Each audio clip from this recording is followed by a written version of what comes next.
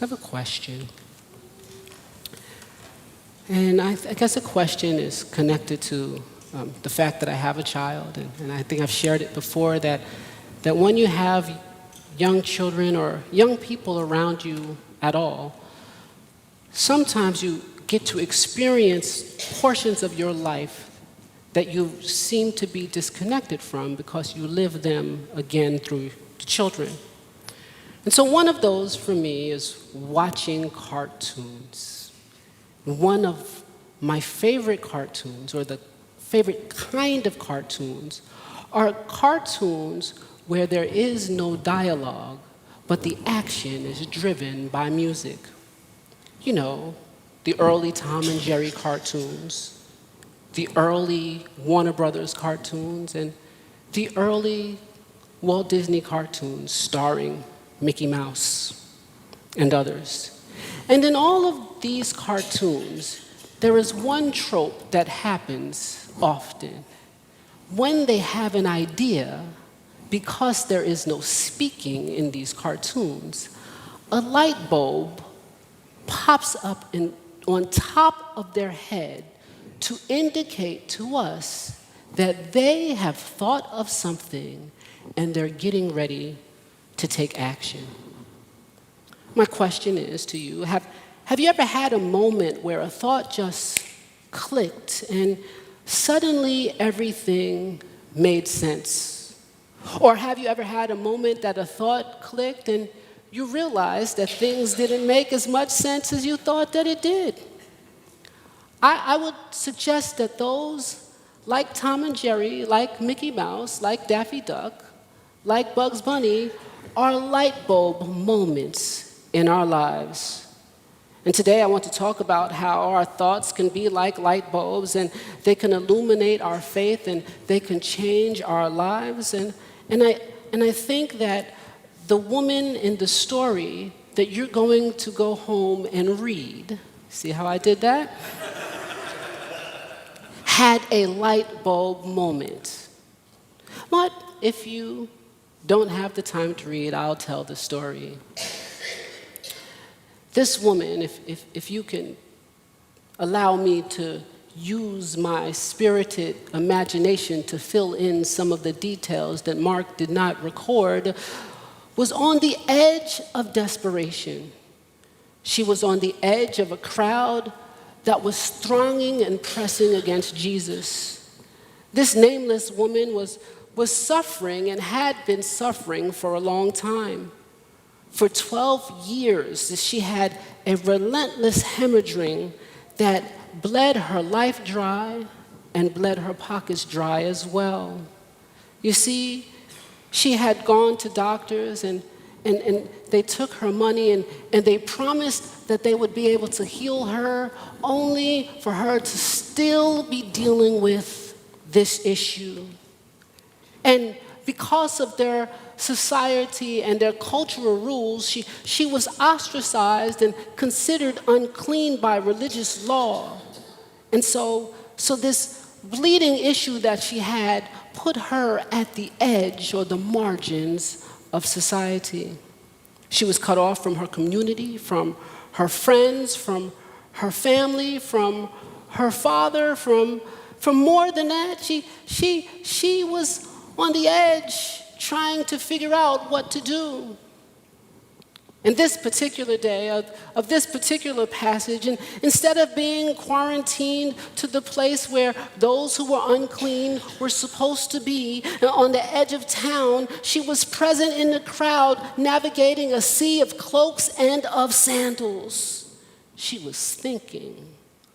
Suddenly, like a light bulb, she had a thought. And at that same time that she had the thought, a commotion erupted in the crowd before her. A synagogue leader whose name was Jairus, with a desperate look on his face, ran and fell at Jesus' feet. His little daughter lay on the brink of death, and he had tears in his face, and he pleaded with Jesus that Jesus just come and touch his daughter because he believed that Jesus could change something for his daughter. She recognized the hope in his voice and the desperation in his face. She recognized the fact that he felt like he was on edge. And as she stood there and thought for a second, a fragile ember of hope flickered in her eyes. Or like Tom or Jerry, a light bulb flashed above her head. She had a thought that if Jesus could change this girl's situation, that perhaps Jesus could change her situation, because as Jesus had walked through the towns, it said that many people were healed just by Jesus touching them. But how could she touch Jesus when she was unclean, and she was not supposed to get close to Jesus, because any time that you touch someone who was and you were unclean, then they would become unclean as well.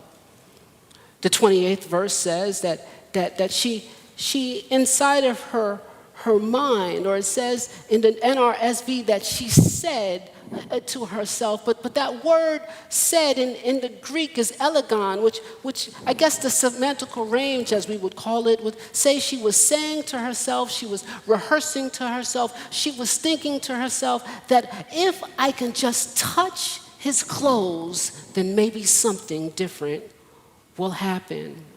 Before I go any further, I think when we think about this woman standing, expecting Jesus to change her situation, as this man is standing, expecting Jesus to change his daughter's situation, that the reality of our lives is that sometimes while living, sometimes while fathering, there are people who have needs that go beyond our needs.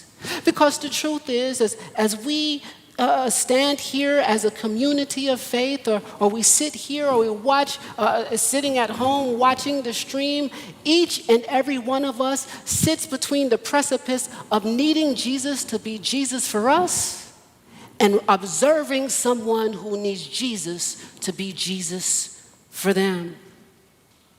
What are you thinking when you need to be loved by God?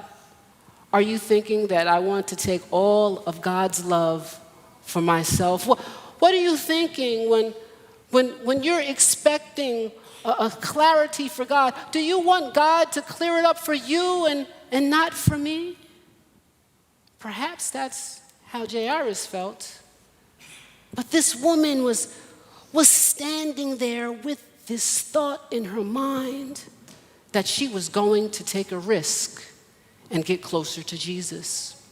You see, we talk about faith, and faith indeed is the substance of things hoped for and the evidence of things not seen. Faith can also be considered a collection of past experiences with God, but the truth is, when we live in the spaces of faith, we don't have all of the answers. And so faith, just like love, involves risk.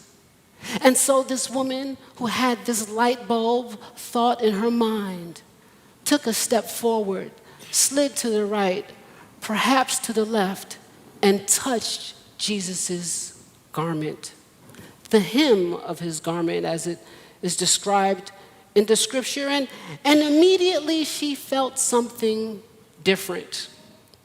My question to you is, after you have the idea, after you have the thought to call someone that you haven't spoken to in a long time, to get out and protest, to leave your job, to try on, just wear a color that you've never worn before, as you have whatever the idea is, do you sit on the idea?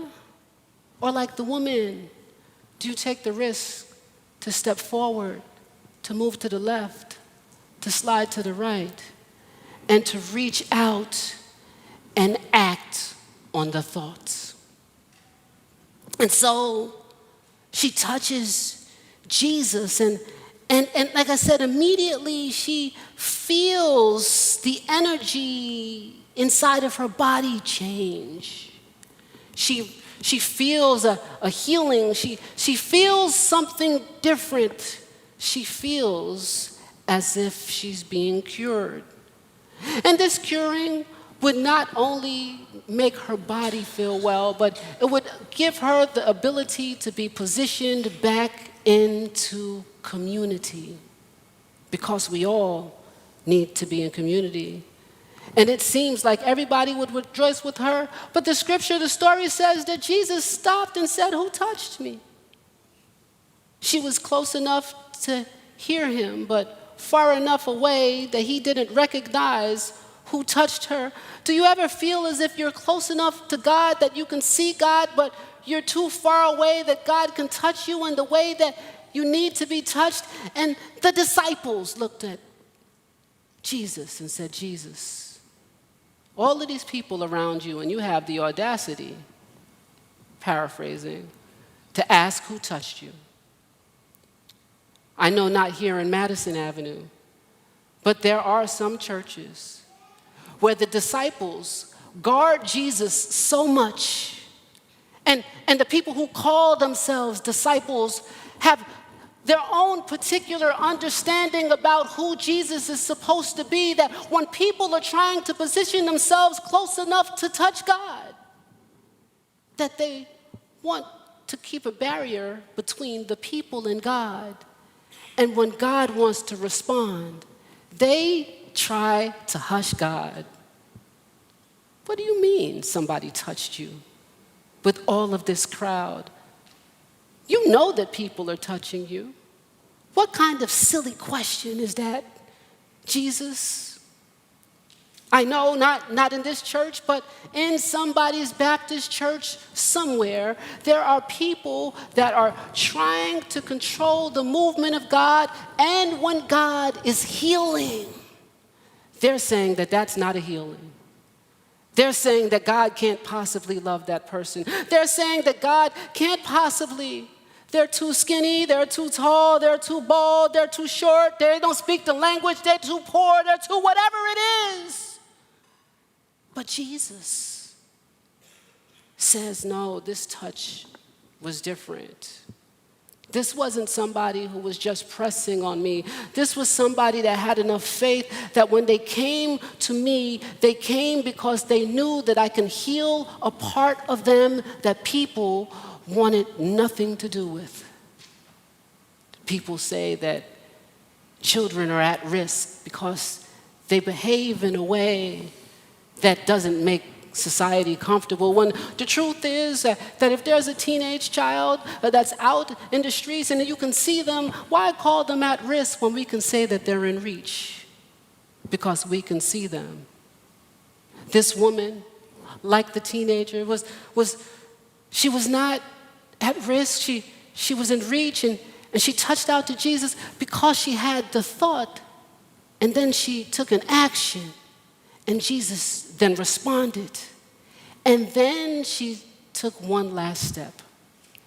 The story says she realized that she was healed and came forward. She didn't hide herself. And I think sometimes that our society tries to structure things in a way so that we're ashamed of who we are, and we're ashamed of the work that God is doing in our lives.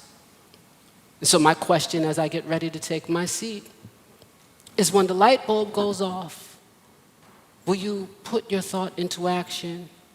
And then when God responds to you, will you let the world know that the reason why I am here today is because I recognize that God loved me, and that God touches me, and that it's okay, and that I want to give God the credit and the acknowledgement for what God is doing.